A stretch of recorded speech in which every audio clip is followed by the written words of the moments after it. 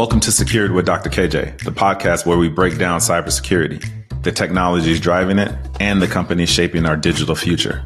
I'm your host, Dr. Kenneth Johnson, cybersecurity leader, technologist, and strategist. Cybersecurity isn't just an IT concern, it's a business imperative. Each episode, we'll explore key topics like cloud security, zero trust, AI-driven defense, and more. We'll assess how tech leaders are adapting, where they need to improve, and what it takes to stay ahead of evolving threats. This podcast features expert insights from security professionals, industry leaders, and technologists, offering real-world solutions to modern cybersecurity challenges. Whether you're a business leader, security expert, or just curious about how technology keeps us safe, this podcast is for you. Subscribe and join the conversation as we explore cybersecurity's biggest challenges, securing tomorrow, one episode at a time. Hi, everyone, and welcome to Secured with Dr. KJ. Today, we have a very special guest joining us, Jim Eckart. With over 25 years of experience in IT and security, Jim is a former CISO and currently serves as the General Manager of Security Solution Sales at Microsoft. He brings a wealth of knowledge on enterprise security, risk management, and the evolving threat landscape. Jim, it's an honor to have you on the show. Kenneth, man, it's a pleasure to be here. Pleasure to talk to you about cybersecurity and some of the challenges that we're having in this area. So I look forward to the dialogue. Yes, sir. Well, let's jump right in. What are some of the biggest challenges that you're seeing today in cybersecurity? Man, there's about 12 different directions we could go on that topic, so I'll start with some of the technical challenges, which is, the average security leader, whether a CISO or whether in a smaller organization, just what we call a security leader is, trying to keep up with the technology, because the technology, you came from an on-prem environment, but we started getting our backsides kicked whenever, the cloud came into existence, because then we had, a whole new set of platforms that we had to take care of. And that started getting difficult enough. And then you had to start dealing with SaaS platforms and the like. And then lo and behold, Gen AI showed up, and Gen AI showed up with a vengeance. And so trying to deal with that is really super tough. As you well know. 100%. Yeah. Because just even if I reflect on the past 6 months, Gen AI looks nothing today like it looked 6 months ago. The pace of change is astounding. And so, true. And organizations desire to adopt this and drive not only productivity, but automation and just really innovative solutions. They frankly, many times don't care what their security leaders want or think about this. They're going anyway. So, right. I'll stop there and take a breath, because that's a first set of challenges we got. No, I think, when you're looking at CISOs that are sitting in the seat, right? Yes, multiple technologies, multiple vendors, right?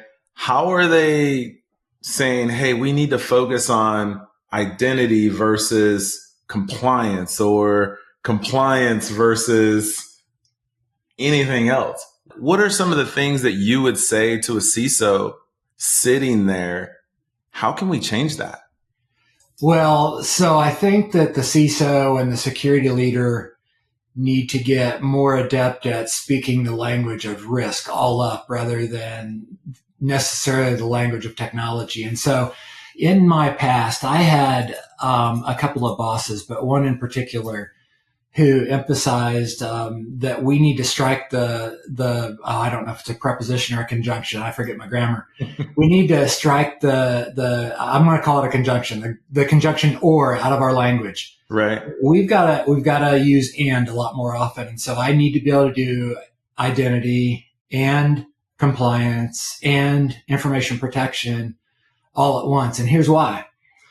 Because in my last role before joining Microsoft, I went in front of a very sophisticated board of directors with a really good 3-year security plan. And they told me it was a really good 3-year security plan, but one of the board of directors stepped up and asked me just a question that stopped me in my tracks. And he said, great security plan. It includes everything that I had hoped that it would say, except for it was 3 years long. And he said this terrible phrase, risk doesn't wait, right? 100%. And so if you look at it from that perspective, and I look across, many of the organizations I talk to, and I have great empathy for the security leader. Look, Kenneth, risk doesn't wait. And so I have got to get identity solved and compliance solved and information protection solved as fast as possible, because frankly, the cyber attackers aren't waiting for your security program. It's like, hey, can you go take a break and, go take a cigarette break or whatever you're going to do for, 3 years while I get my thing solved, and then we'll see if it's good enough. We got no time. It's an arms race, frankly. And so that's what I worry most about in this space is security leaders have got to really start speaking the language of risk to their leaders. And risk isn't an or proposition. It's an and proposition, and you've got to solve all these equations all at the same time. Right. No, I agree. I mean, so, from my experience, I'm seeing a lot of defense in depth, the old way of executing and taking care of risk and just overall cybersecurity things in general. Now, are you seeing, as we're moving to this platform-based type of security, how are you seeing that market change? And how are you seeing customers adapt to that platform approach versus that defense in depth approach?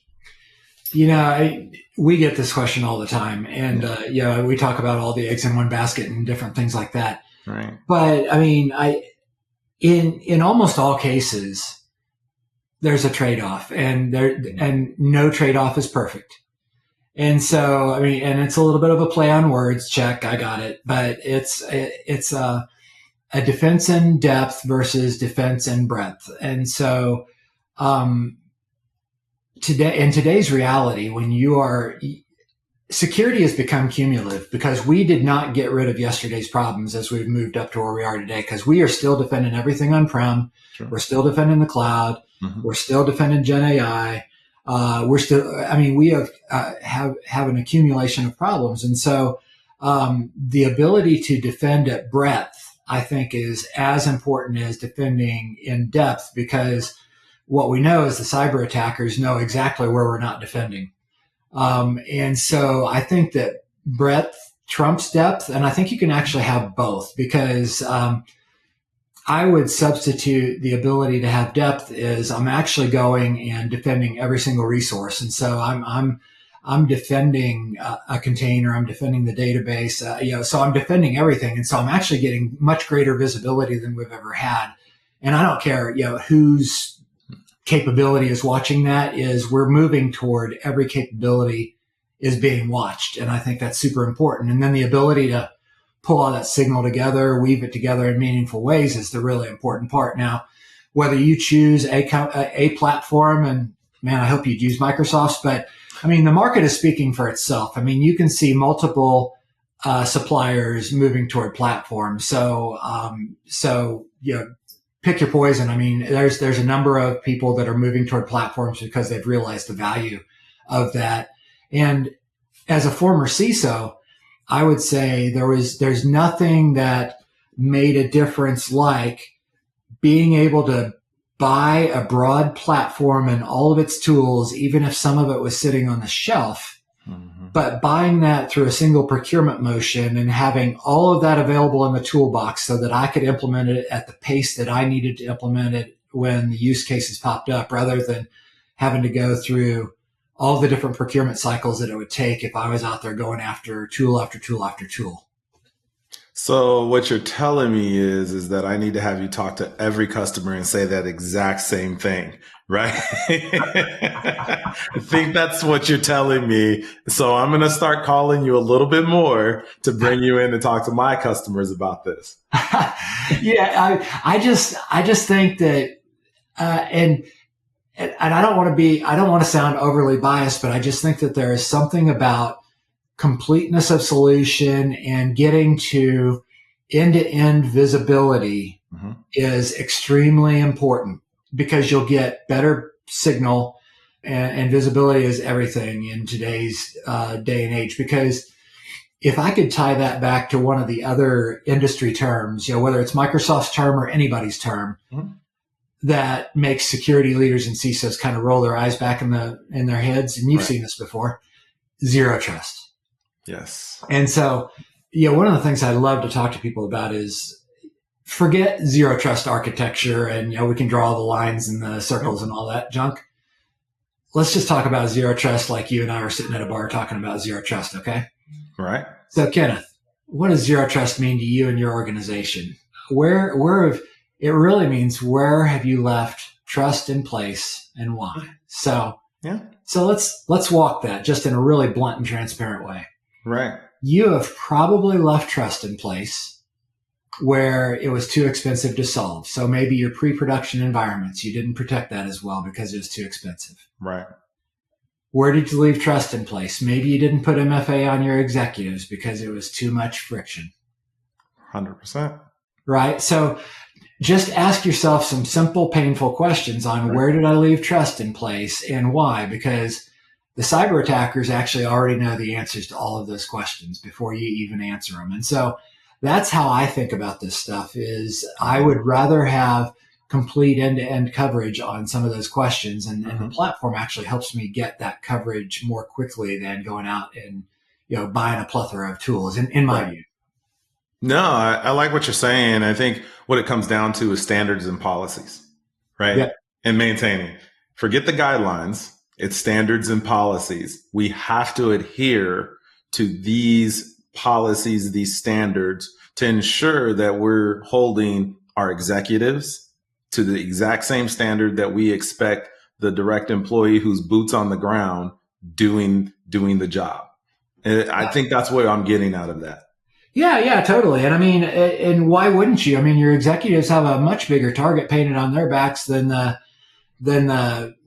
average knowledge worker. And then we turn right back to where our conversation started during this podcast, which is Gen AI. Because I mean, if you look at one of the biggest things going on in Gen AI right now is the ability to spearfish at scale. I mean, that used to take some work. Now it takes zero work to target your executives with something that is highly tailored toward them. Right. No, and that's, I mean, let's talk about that for a second. Just Gen AI, right?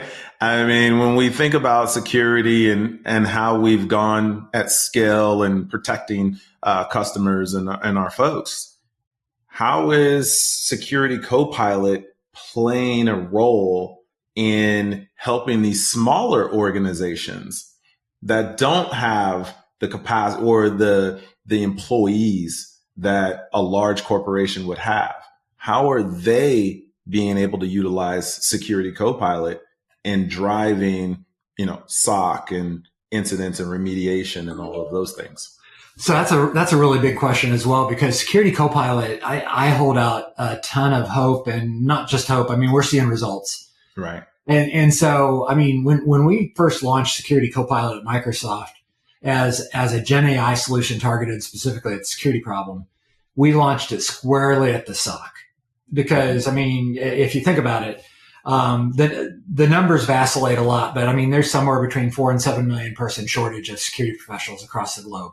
Right. And they're really expensive, right? And so if you have even a smaller organizations, even larger organizations realize this value, but it's hard to train up security professionals. And so Security Copilot can help even the lesser skilled SOC analysts become good at being a SOC analyst, and it can be a co-pilot, like there's a helper sitting right beside you helping you interpret results. And so we targeted that at the SOC, and it can help them be more productive, more confident, and resolve incidents more quickly. Because really, the measure of a good SOC is MTTR, MTTD, mean time to detect, mean time to respond, and that's what leaders are interested in. But the next thing is, if you're also into, data protection types of things, is we targeted it also at data loss prevention. And as somebody who's rolled out a DLP program, in my view,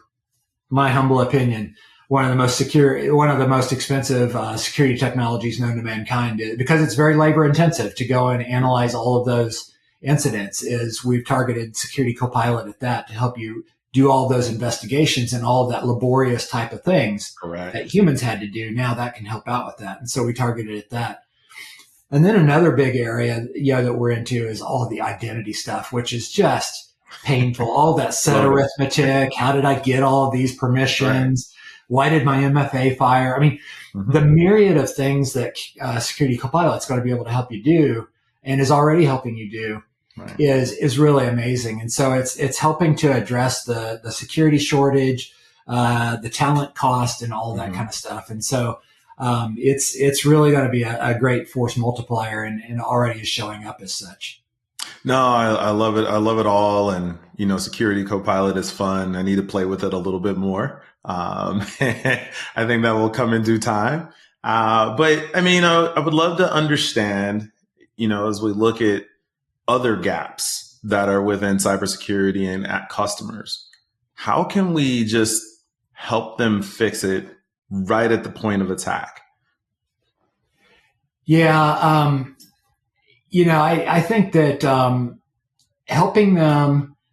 helping security leaders tell the right value story to the people that have to fund platforms, because sometimes what I see is that security leaders and even CIOs are reticent to go and ask for the funding, because a platform can be a much bigger financial investment than going and buying a tool and then another tool and then another tool. And so it's kind of keep on asking for smaller investments instead of making the bigger investment. And so going and telling the whole platform story all at once, it's a bigger investment.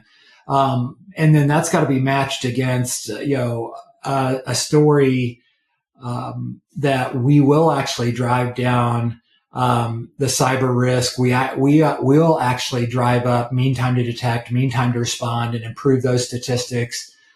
And it's got to start offsetting the boards and executive leadership's disdain for how many blank checks they're writing for cybersecurity and not seeing the results. And so one of the big gaps that I see then is, again, getting, CISOs and security leaders, and many of them do it, and many of them need some help doing this, is just speaking the language of risk and helping their leadership understand what the payoff is going to be if they actually invest in a full platform, pre-integrated, that is going to be maintained by a supplier, pre-integrated by a supplier that comes with its own machine learning, some of its own Gen AI that you don't have to produce, that gives you a leg up and gives you a fighting chance against the cyber adversaries. That's the big gap that I see, is making those big investments that give you full visibility across your enterprise would be a huge step forward. Well, security community, I hope you are listening and understanding that Jim Eckart is dropping a lot of gems for us today. And Jim, I just wanted to take a second. Thank you for joining the show. Truly appreciate it. And I look forward to having you on this show in future episodes as we move forward. So, my pleasure, Kenneth. Anytime. I love talking about this, and I can do it for hours. All right. Thank you, sir. You have a good day. You too.